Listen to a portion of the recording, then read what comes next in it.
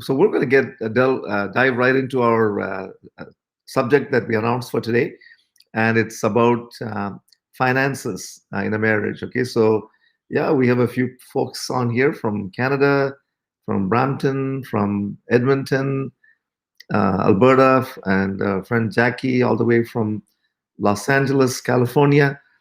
So great to have you on board. So if you're joining us, let us know where you're from, and especially if we don't know you, somebody else told you about this live on tonight, shared the post, then please let us know. We'd love to know where you're from. Also, friends, once again, just as we get started, would you kindly share this post on your timelines, or even to special friends that you believe will be blessed by it? We believe all of you will be blessed by it, and start a watch party. That's the thing to do these days. Start a watch party, and and let's get going. By the way, we did get some great feedback from those of you who watched last week's session on the sexual connection, strengthening sexual connection, and we answered a question, and the question was, like, what do you do when your spouse loses interest in sex, right? Yeah. And so if you missed, dealt with that question. Yeah, and we got some tremendous feedback, especially from the viewer who actually asked that question. So so we are hoping we got some people get going on that again. Those who have lost interest, watch that video, and you'll and also to let you know that we really depend on you to provide us with material for this session, because we can initiate some discussion with certain topics that we cover in our marriage mentorship, which, by the way, is really what we do. Sulojana, maybe you can tell everybody about our marriage mentorship for a minute. Mm-hmm. Yeah. So what we do is people who come to us, or couples, we bring them back from almost the verge of breakdown in as little as 10 weeks, 10 weeks or less, to a breakthrough. Yeah. Okay. And as long as people come to our those who are the couples that come to our program, if they follow what we teach them, do all the homework, use all the tools, we have noticed that the results are obvious. Yeah. Okay, you will get the breakthrough, because when you do your part, God will do His part, and that's how the breakthrough happens. And we guarantee the results, because of that. And so so some of the topics that we talk about, are the issues that we cover in that mentorship. Obviously, we cannot cover all of it in great detail on a live like this. But one of the things we also want to tell you right off the bat is that I know that when you're watching on a public forum like Facebook or YouTube or where else this is going to be shared afterwards, we don't expect you to write in the comments what you're going through, or even certain questions you may not want to ask publicly. And so the solution is very, very simple. Just send us a message. Go to Messenger, send either of us a message. Both of our names are right there tagged. And so let us know what your concern is, and we're very glad to meet with you as a couple for an initial free consultation. And at that point, we can just help you assess where you're at, and maybe can give you some advice, which is maybe all you need. Or if you need more help than that, a few sessions or our entire mentorship, then we'll let you know that as well. Okay, but we're here to help you with your marriage. If you need that help, don't hesitate to ask those questions, but do it privately, and we guarantee you a confidential environment where your privacy is totally guaranteed when you deal with us. Or if it's a general question, just type the question, and we'll see if we have enough time to deal with it, and we will deal with it. Yeah. Like today, for example, we don't actually have a specific question. So even with finances, if you have a specific question that you've been wondering about, handling finances in your marriage, or any other, a matter in any other aspect of marriage, please, you can put it in the comment section, and we can see your comments. Okay, so thank you. All right, let's get going. So Sulojana, we're going to start by answering a question or a statement rather, and that is, what are some sources of stress financially in a marriage? Like, why is it that money, quite often ends up causing really and inordinate amount of stress, way beyond just money. Okay, I'm going to give you a very quick answer first, and then we're going to outline a few factors. And the quick answer is that money is not just money. It's not just dollars and cents. Money is a medium that really expresses our blood, sweat, and tears. And so it's really like we are caught up in our money. So how we spend the money, how we make the money, all of that has value that goes beyond dollars and cents, or rupees and paisa, or drachmas, or whatever the currency may be, or pounds or euros, or whatever it may be the currency in your neck of the woods. But and because of that, we get very emotionally invested in our money. And so that's why the arguments about money can get very, very heated, and there's usually a lot of energy that they create, not always positive. Okay, so we're going to outline a few reasons that we've identified. Okay, yeah. So the number one source of stress with as money is concerned in the marriage is what we would call different philosophies. Okay, so what does that mean? In our case, we're just going to share from our experience. Both of our families had fairly different philosophies about how to handle finances. Yeah, when I was growing up, I still remember how my dad, handled money. That's what that's what you learn, right? So my dad, his philosophy was, you save up every single penny to the end before you can buy anything, whether it's clothing, whether it's a house, or furniture, whatever it is. You don't borrow. You save up everything, and then you buy it. So this way you avoid interest. His philosophy is you don't borrow. You just save up and then buy the stuff. And this was quite common in those days. When I was growing up in India, people just saved up money. Even going to university, we never borrowed. Dad saved up all the money for us and paid off the fees. When we went to university, and there were 5 of us. I don't know how he did it, but that's how he did it. Yeah. But our family, valued saving very highly as well. But at the same time, they were not quite as stringent about it as Sulojana's father was, especially. And so in our family, they're always open, to get a loan for purchases. I still remember something called an LIC loan in India, a life insurance company of India, which was pretty big in those days. It still probably is. I don't know. And so the philosophy was, what, we can borrow money as long as we have a game plan to pay it off. And so I grew up with that. And of course, I came to Canada ahead of Sulojana. And so, as you guys know, here in North America, we have a very like loosey-goosey kind of a philosophy of buying everything on credit. And so by the time we got married, I had built up an impressive portfolio of debt.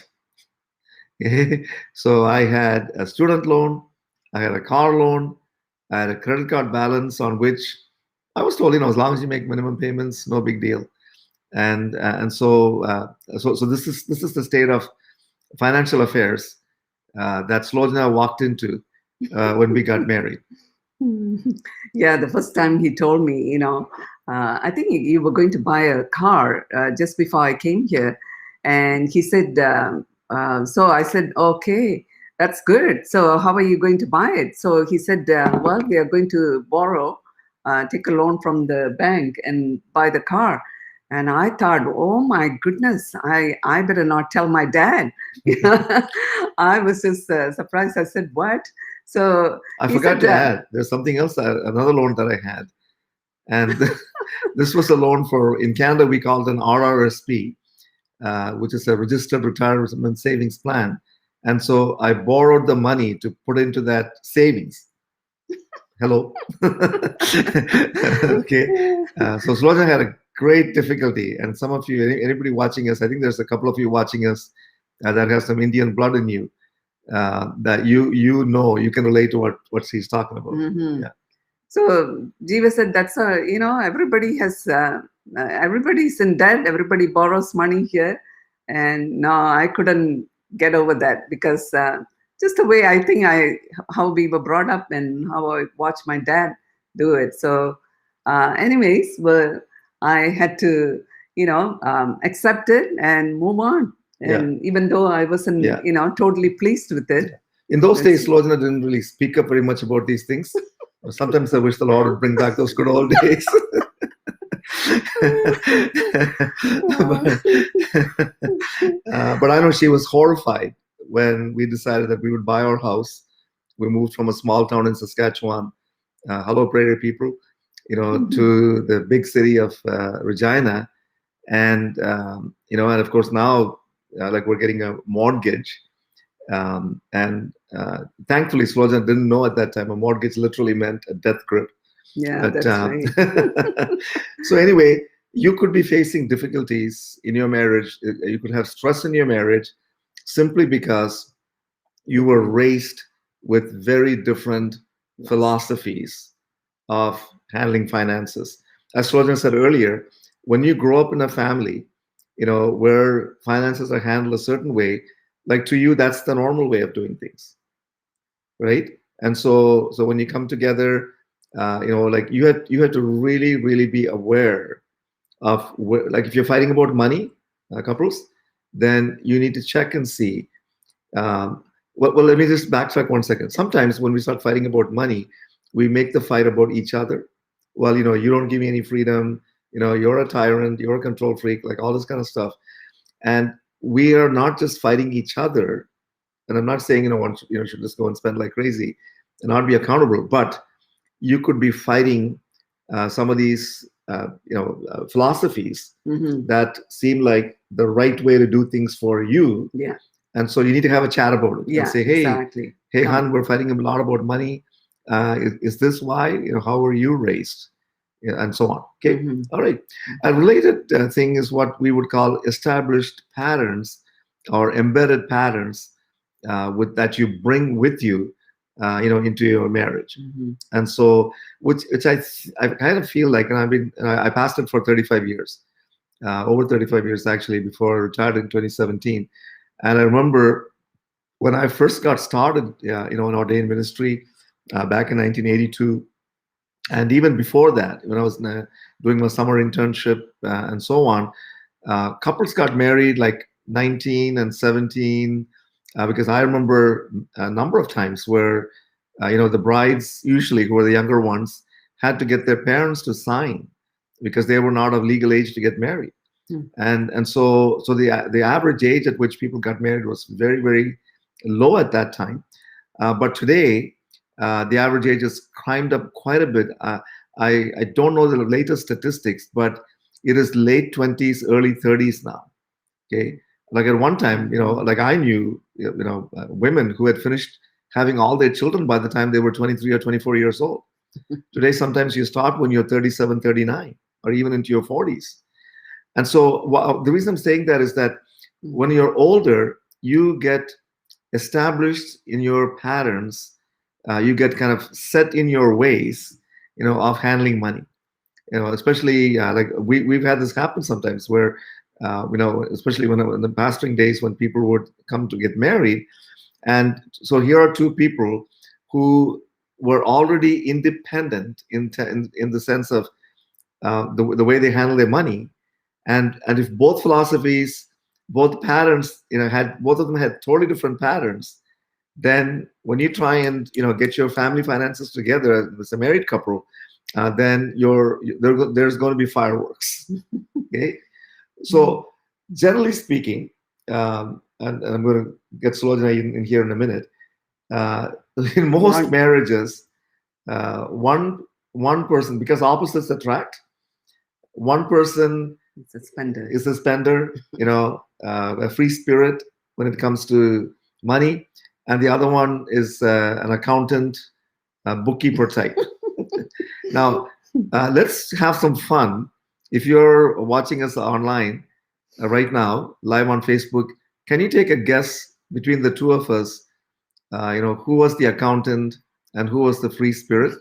Let's just get you to do that. And while you're doing that, we'll talk about what can happen in a marriage when you have two people of that different mindsets and patterns that are coming together. Okay, so let's see who guesses right about which one of us was the accountant and which one was the free spirit. Okay, so for example, let's say that the accountant spouse turn to the free spirit spouse and says, "Hey, where did all the money go that came last month, that you brought last month, that we both made last month?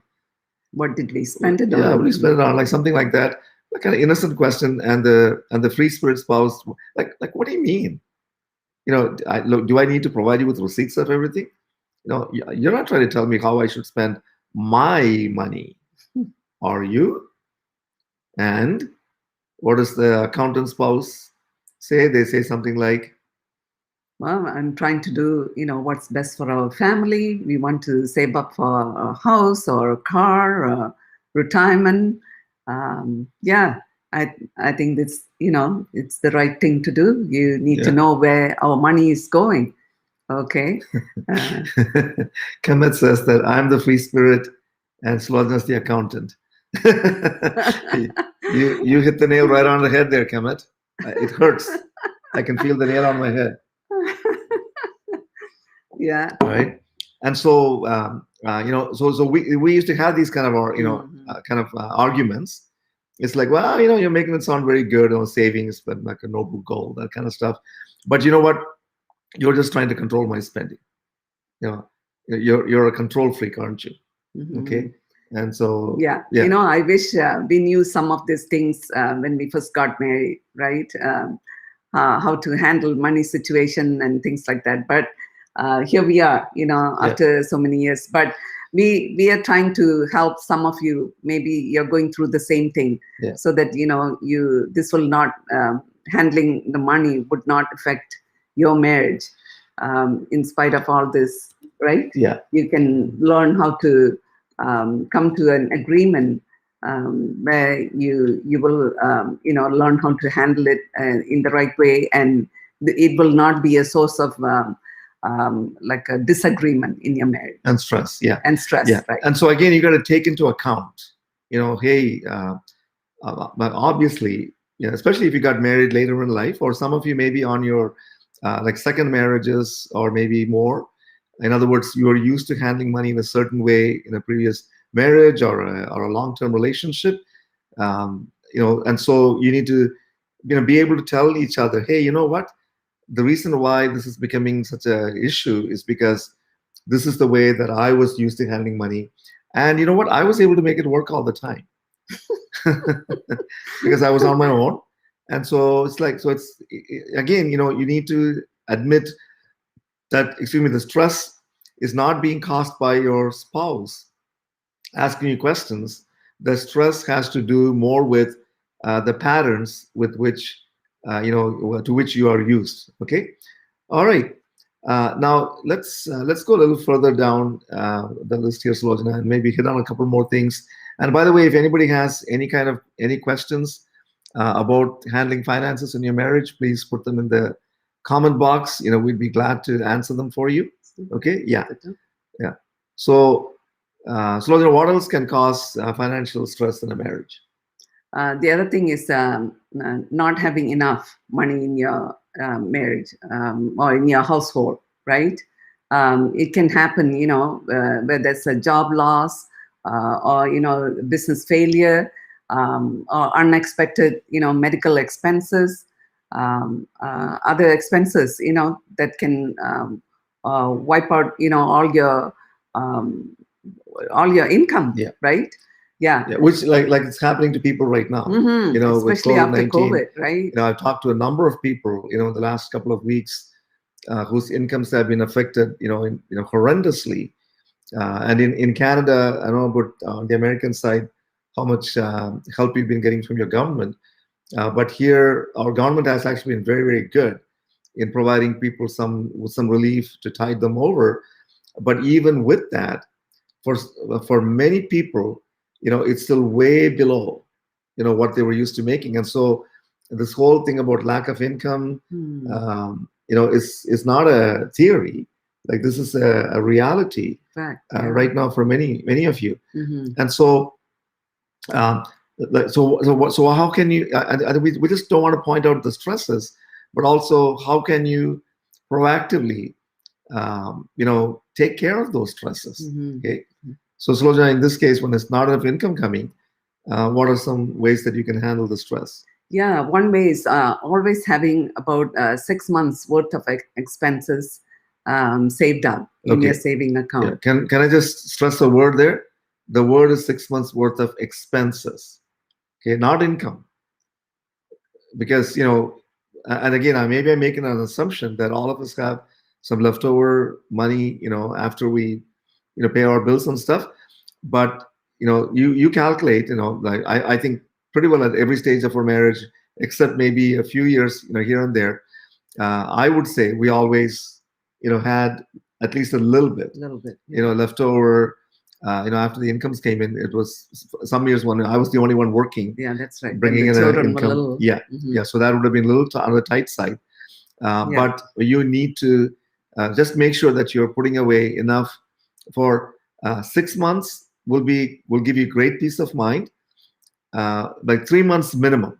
3 months. Yeah, 3 months minimum. Start. Yeah. Start with three months. Yeah. And then have it a goal to save up for 3 months. And even if you just put like $20 away at a time. Okay. All right. Okay. Mm-hmm. And then, Sulojana, what else can you do?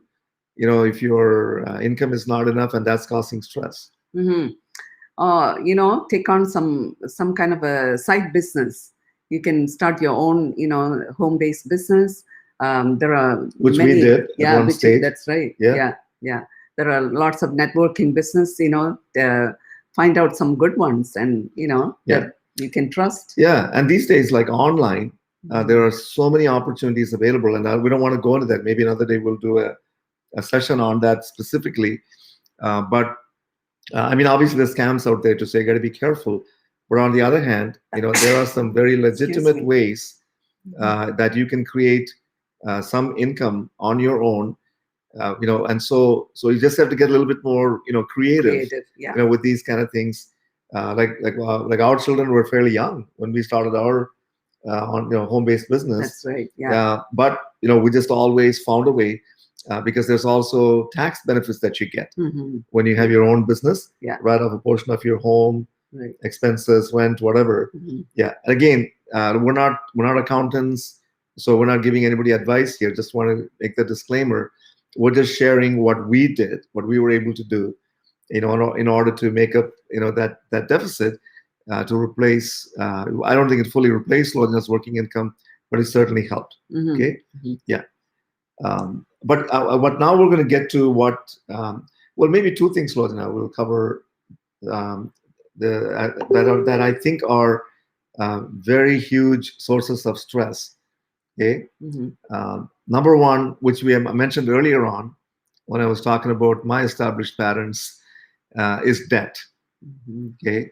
And so, we because credit is so easy to obtain, in our society, and we even grow up with this whole idea that we must establish a good credit rating, and so we have to have credit cards, we have to have loans, and sometimes you have to play the system that way. However, if you don't watch your debt, then debt can cause a lot of stress, right? Yes, like so you got to kind of ignore all those ads, like zero down payment, just 72 easy payments. Okay. Yeah. Don't fall into those. Yeah. Because what does the Bible say about getting into debt? Proverbs 22:7. says the borrower is slave to the lender. Lender. Okay, Exactly. yeah. And so and by the way, this was a source of stress for a good portion of our married life, Yeah, right? that was a big one. Big one, yeah, yeah. Mainly because of yours truly here, okay, which we'll talk about in a minute how that happened. But the thing is, again, I just want to give you hope that it does not have to continue to be a source of stress if you have a game plan, if Game you have plan a solid workable plan, that you both agree on, both and agree yeah. on, that will that you can both see that you're getting out of debt, that you know that okay, if we keep this payment plan up, Mhm. then with at this level, at this time of the year, or 2 years down the road, or whatever it is, that the debt that we accumulated will not be an issue anymore. Okay, but here's the biggie that Sulojana is going to talk about now. That actually we've found most couples have a lot of stress because they don't take this one simple step. Mhm. So what is it, Yeah. Sulojana? Yeah, it's the return budget. Okay, this is how you keep track of your cash flow, right? Whether you make very little income, or 6 figures, 8 figures, whatever income you make, it's always good to have a return budget. Okay, Mm-hmm. so what we use is it's like a printed copy. Yeah, um, and like sometimes when we say written budget, it's like you might as well have said the devil. Okay, ooh, budget. Okay, it's not a four-letter word, friends. It actually has 6 letters. Okay, anyway, but a budget can be intimidating. Okay, but it doesn't have to be. yeah, Okay, exactly. now and like, because we work with couples who Mhm. come to us with all sorts of stresses, and I will guarantee you that virtually everybody who's had any kind of financial stress does not have a written budget. Sorry, Catherine, not return budget. It's maybe it's my accent coming through. Oh, It's a written budget. written, yeah, WRITTEN. yeah, Something like, that you actually can see in front of you. yeah. Okay, like we've had couples say, but I have an idea of how much we make and how much we spend. Hmm. Okay, Yeah. does your spouse know? um I don't think so. Or sometimes they're sitting in front of us, we'll ask them, hey, she says that she's got a very good idea of how much money is going to take care of the bills. Do you know how much, Romeo? Because Juliet seems to be okay with it. and Romeo looks like okay. uh, so here's, Well, we were like that. yeah, Okay. we were Yeah. like that for the longest time because I handled the money. I was here before her in Canada, and so we just continued that way. Plus, Sloan was busy at home taking care of the kids, Hmm. and so she had no idea what was going on, and which is another point we're going to hit in a minute about transparency. But we just at this stage we just want to say that when you have it written down in front of you, you'll be amazed how it takes the stress away, even if you're like the government running a deficit budget. Okay, simply because you're both aware of it. Hmm. Okay, Yeah. so go ahead, Sonia. I feel like when I see that, it just gives me that peace of mind. I know where the money is going. I know how much is coming in. I know how much the expenses are, and just keep it simple. I don't need like a complicated budget. Yeah. Written Yeah, out. like, We got this from. We'll tell you where Yeah. we got this from. It's a simple budget. yeah, like some people like are into spreadsheets and accounting software, bookkeeping software. You know what, if that's comfortable for you, go for it. Mm-hmm. But you don't have to really keep track of every last penny Yeah. to make it work. Now, some people will disagree with this, and that's fine. For some people, it's very important, and like we're not dissing anybody, but we personally found that we don't have to be, like accurate to the last penny, but we both need to have an accurate idea of exactly how much money is coming in and where it's going, what Mhm. those bills are. Okay, we just had this conversation like last month about, oh, water bill. Are we paying that much a month? You know, like it's a bit of an eye opener, but we both know, what it is. Okay, now I'll tell you why this is very important. When you have that picture, so let's say that, and by the way, we try and do this towards the end of the month. Like here, we are getting close to the end of October, so quite likely, this weekend, on the Saturday or maybe on the Sunday, the 1st of November, we'll sit down and go through the November budget. Okay. Now, here's the reason why it's important. And I talked about a deficit budget. So let's say that you sit down and you know for a fact that this coming month, you are not going to have all the money that you need to take care of all the expenses, all the commitments, birthdays, like special occasions, whatever may happen. When you are aware of that, you're going to be very careful with your discretionary income. In other words, like if you like stopped and got something at like Starbucks or Dunkin' Donuts or Tim Hortons or whatever the case may be, on a daily basis, by the end of the month, you might easily spend $200-300, just on like something. I'm just using a very simple example. In other words, if I know, for example, that when we do the budget, hey, we're going to be like like $500 short at the end of the month, then I'm not going to frequent the coffee shops or go out for lunch, exactly. with my work buddies, or take other people out for lunch, which we sometimes do. So you're aware of that. Now, if you didn't know that, let's take a scenario where you didn't do this and you had no idea that you're going to have a shortfall at the end of the month, and you go ahead, and spend, like $300 on all these additional, lunches and coffees and so on. And at the end of the month, your accountant spouse says to you, hey, we can't make the rent payment this month. And it's like, what do you mean you can't make the rent payment? Or mortgage. Or mortgage or whatever. I brought in, $5,000 this month. Where did it all go? Okay. Oh, I don't know. Okay. See, this is the kind of conversation that you never, ever want to have happen in your marriage.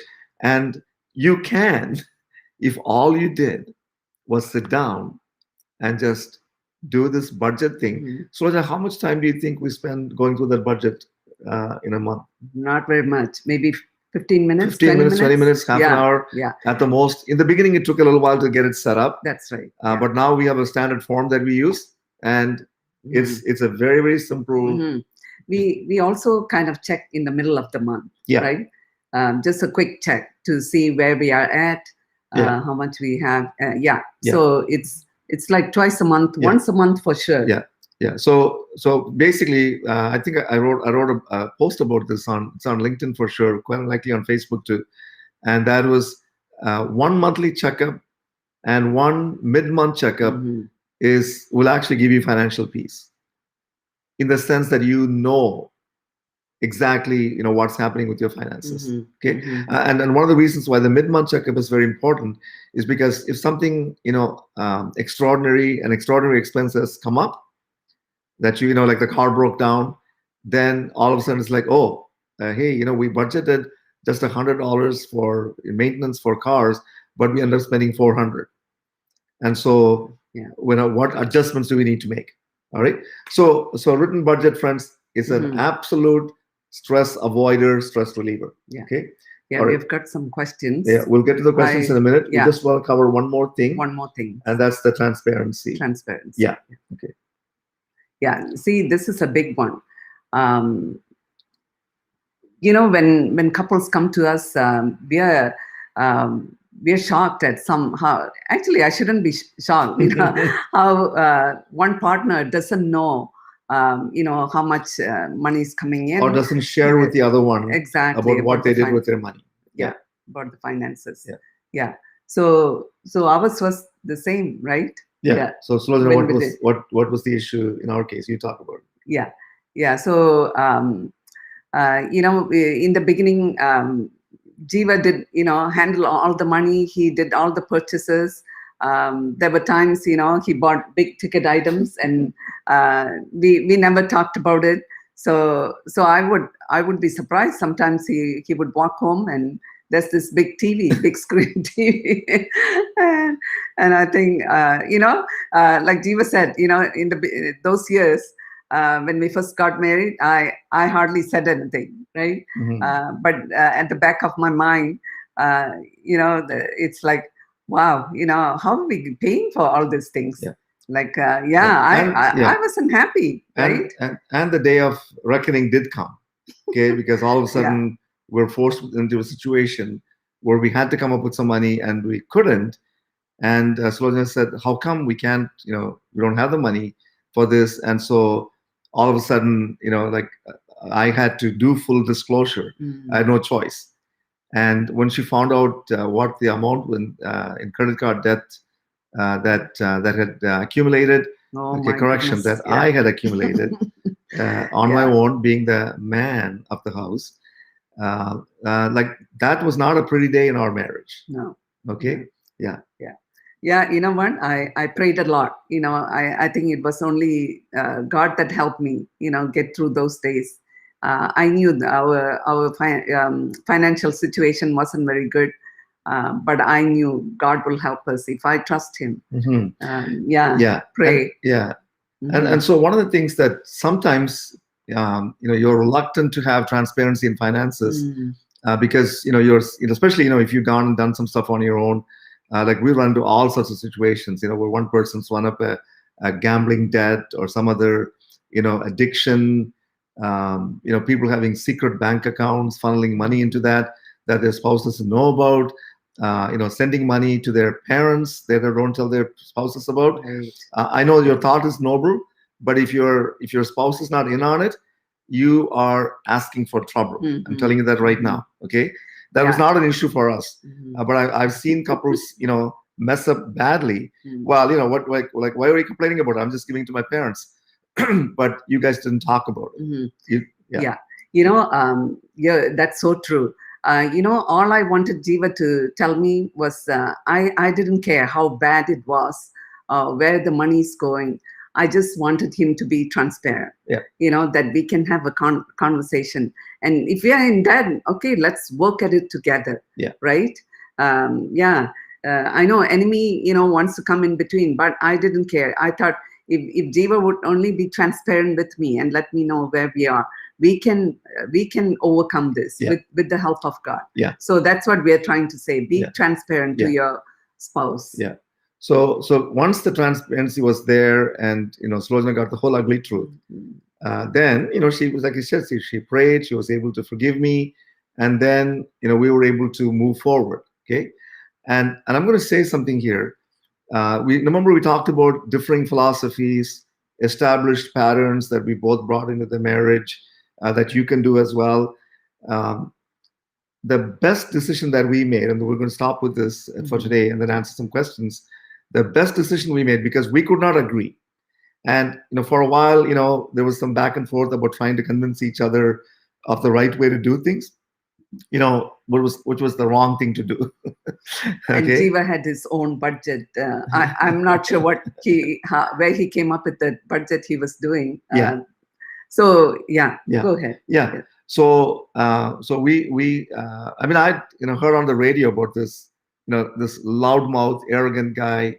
Well, he was really confident and cocky. It came to me as being arrogant, called Dave Ramsey.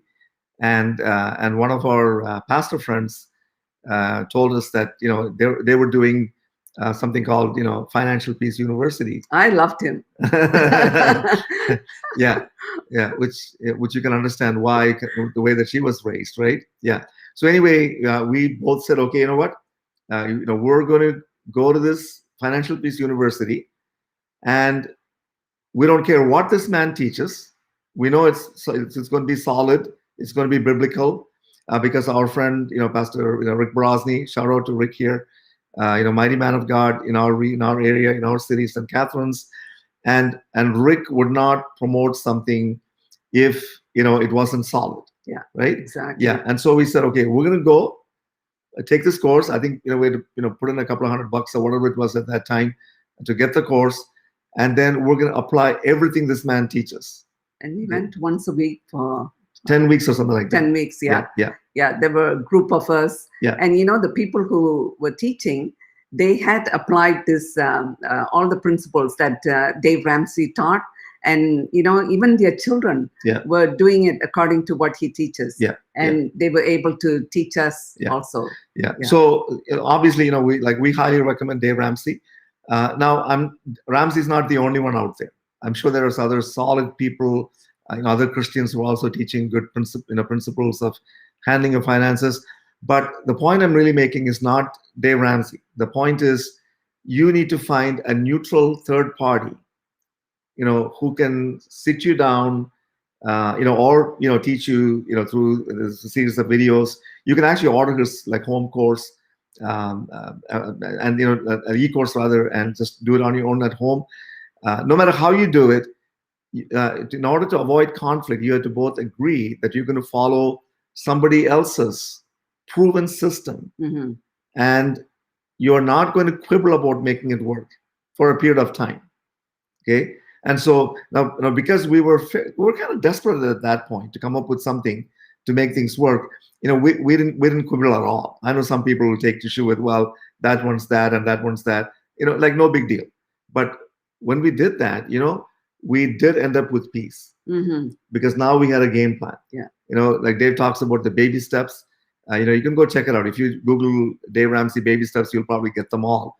And I'm sure there's a few YouTube videos where either he or somebody else teaches on it. So you probably don't even have to buy the course, to get the stuff. But it's not about the information. It's about applying it and making it work.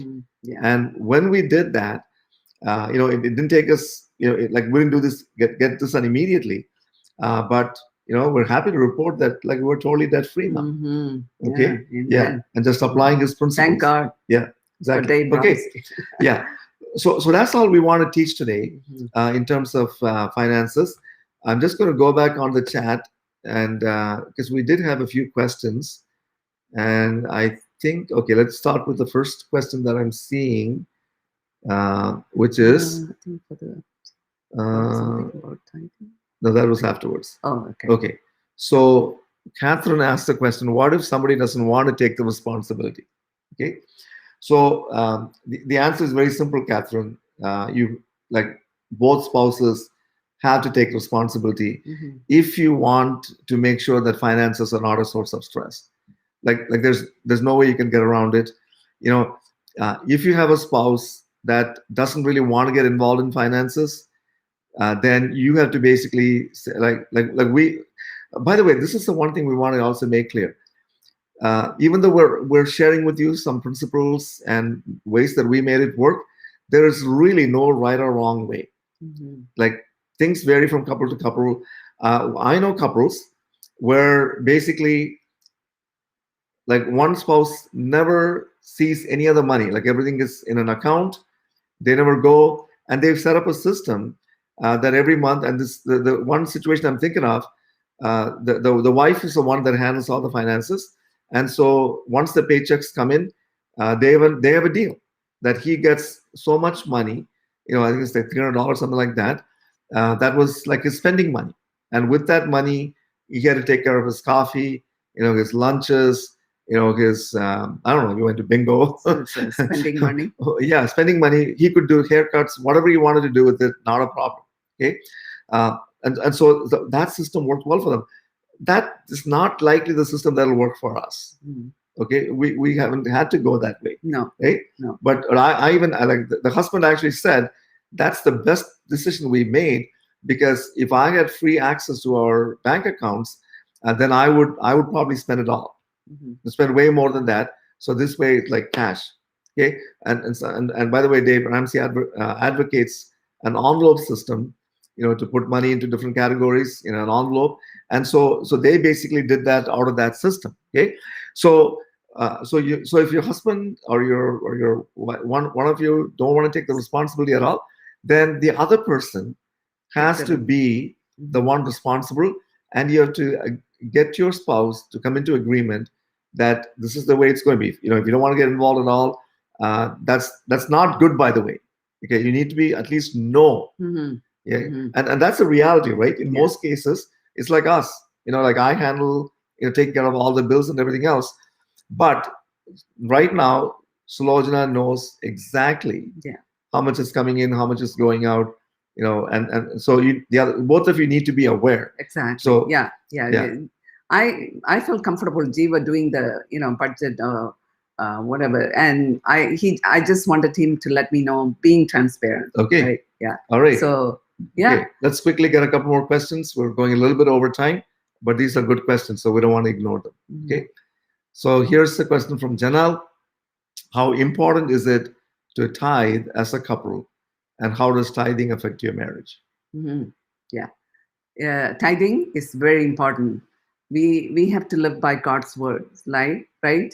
So 1/10 of it, that's what we do. 1/10 of it. That's the first thing we do. We tithe first, and then comes the offerings, right? So whatever percentage you agree as a couple goes into offering. We set that aside, and then we take care of the rest of the bills Yeah. and yeah. Yeah, and I know that even within the church, in the Christian community, there are people who have all sorts of ways to look at the tithe, and we're just telling you what has worked for us. I'm going to say something about tithing that this is one of our experience. That's all we're sharing. Okay, um, because in Malachi 3, 10, 11, those verses that talk about tithing, it talks about opening of the windows of heaven and pouring out such blessing that you cannot contain it. And then the second part of the promise of tithing is that God will keep the devourer, the locust, some of the translations say, from you. In other words, you like what you're saving, what you're bringing will not be eaten by all these other external factors. And the big thing that tithing has done for us, it's given us peace. Because and if I want to put it very simply, I would say the peace comes from knowing that because we do right by God, He'll do right by us. Yeah. And God has never let us down. By the way, I have to give my parents 100% credit for teaching me to tithe right from the get-go. My mom, she's with the Lord right now. My mom used to tell me that I should even tithe on my student loans. Okay, because it's income to you, isn't it? Oh yeah, mom. Okay, all right. So I grew up with that, and we've taught our kids that as well, right from the get-go. And so we personally can tell you about that peace that comes and the blessings that come Amen. from tithing. Yeah. The second question, how does tithing affect your marriage? Jeeva just mentioned, he was brought up to tithe and things like that. I wasn't at all. So when I saw how much Jeeva was tithing, I thought, oh my goodness, that's we can pay the debt with that money. That's how I was, because I didn't grow up it was a Christian home. We didn't tithe, and I didn't learn that from my family, from my parents. I'm not blaming them, but that's how it was. So I learned, and after getting deeper into the word, I thought, wow, if God says that, I'm also willing to sacrifice, and like the blessings are incredible. You can't even put a price tag to that. Yeah, like I've sat down with financial planners, Christian financial planners, who said, "Oh, that tithing is taking a big chunk of your budget away." Okay, but we held our ground and said, no, if there's one thing we're not compromising on, that's the tithes and the offerings. And friends, God's been faithful, kept His word, and as we said a while ago, we're totally debt free, as a result of that. Okay, and so anyway, tithing is very important. Okay, I think those are all the questions. There are some more just more like comments and so on. So just want to let you know, if you're just wondering who we are, then we are marriage mentors, Jeeva and Sulojana Sam. And if you want to find out more about us, you go to thesams.ca. We are the Sams from Canada, thesams.ca. Keep it very simple that way. And friends, we really appreciate those of you who have been asking us questions. but we also know that when we have an open public forum like this, like many of you would not want to ask questions of a personal nature, like on the feed, for example. And so if you are struggling with anything at all in your marriage, whether it's with finances or other matters, please send us a direct message. Okay, just go down Messenger, send either of us a message, and let us know, hey, what's on your heart, what you're struggling with, and we will get back to you right away. We are totally happy to arrange like a free consultation. Yeah, with you, just on your own, just the two of you, if you're both available. And and if just one of you really wants to talk, the other one's not quite there yet, that's okay. We'll still talk to you. Okay. The first consultation, we're willing to give our time to you and to share any wisdom that we can share out of our experience and what we've learned along the way. So don't hesitate. Like, friends, please ask for help. Like, we're here, and there's lots of other places where you can get the help. If we're not able to help you, we'll connect you with somebody that can. All right. This is only one segment of the mentorship that we do. Yeah. There are so many other topics. We've been doing this for 6 or 7 weeks. You can go back and watch all the videos that we've been doing this every Wednesday regularly for about 6 or 7 weeks. You can watch all the other videos and get some information, tips on how to help your marriage. Yeah.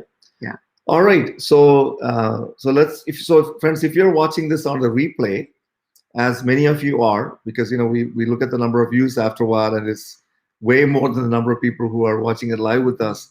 And you have any questions, don't put them like in the comments along with the video, because we're not always great at going back and checking them. But you send us a message, we'll be on them like a dog on a bone, and get back to you right away, and help you with any way that we can. Okay. So let's just declare a blessing over everybody, Sulojana, and then I'll be done. There you go.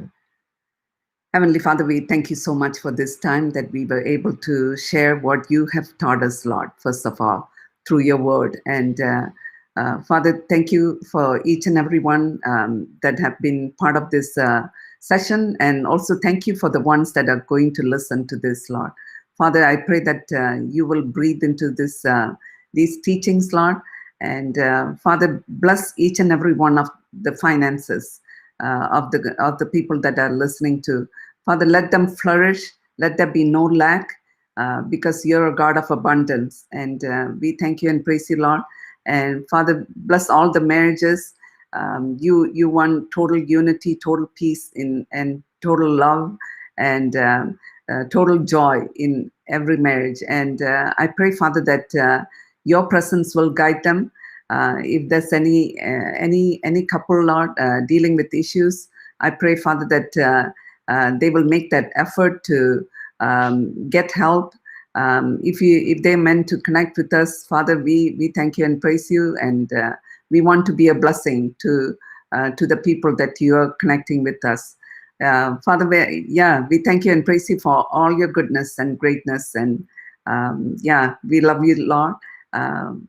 We surrender everything into your hands right now, in Jesus' name. Amen. And friends, we're going to do this again a week from today. So next Wednesday, 7 o'clock Eastern time. We'll be here like clockwork. And so have an awesome week, and we will see you then. God bless. God bless you all. Bye-bye. Bye.